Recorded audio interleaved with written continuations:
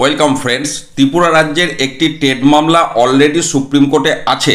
সেখানকার হাইকোর্টে তারা হেরেছিল, তারা এবার সুপ্রিম কোর্টে গেছে এবং সেখানে জেতার জন্য তাদের অবস্থানটা এই মুহূর্তে অন্য রাজ্যগুলির থেকে পৃথক। এই যে টেট মামলার প্রসঙ্গ, বাকি যে সমস্ত রাজ্য তাদের প্রতিক্রিয়া দিয়েছে সরাসরি সুপ্রিম কোর্টে না গেলেও রিভিউ পিটিশনে, কিন্তু তাদের প্রতিক্রিয়াতে তারা শিক্ষকদের পাশেই রয়েছে।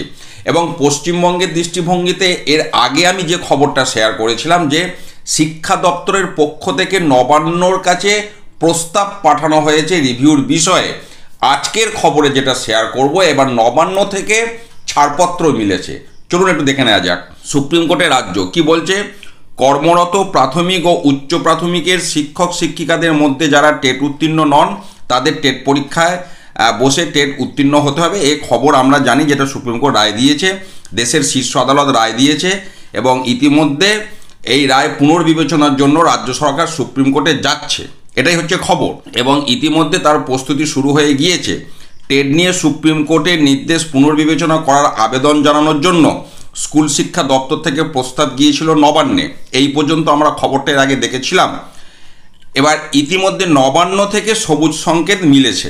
বিকাশ ভবন সূত্রের খবর, নবান্ন থেকে ওই সংকেত আসার পরই সুপ্রিম কোর্টে যাওয়ার জন্য প্রস্তুতি শুরু হয়ে গিয়েছে। সুপ্রিম কোর্টের ওই নির্দেশ ঘিরে রাজ্যের প্রাথমিক শিক্ষকরা দুশ্চিন্তার মধ্যে রয়েছেন। শুধু প্রাথমিক শিক্ষকরাই নন, আপার প্রাইমারি এবং পশ্চিমবঙ্গে তো কারা আপার প্রাইমারি সেটাও একটা প্রশ্নচিহ্ন বড় রকমের রয়েছে।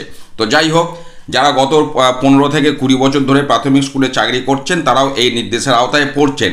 নির্দেশের আওতায় কারা পড়ছেন সেটা খুব ভালো করেই শিক্ষক শিক্ষিকারা জেনে গেছেন।